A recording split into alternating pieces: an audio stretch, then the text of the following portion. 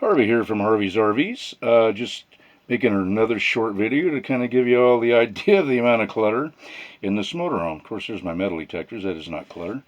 This is what I'm going to have to clean up. I've already started cleaning some of it, but I have a lot left to take out of this thing.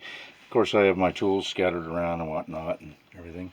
But as you can see, I have a job ahead of me just getting this thing cleaned out to where I can actually start work on it. And there's a refrigerator falling through the door. Anyway, that's where I'm at. And if y'all have any ideas, you see anything in this video or this short video that you think I should approach or you think I should take care of, I'll be more than happy to hear your comments. And yeah, that's about it. Remember, it'll probably be okay. Bye.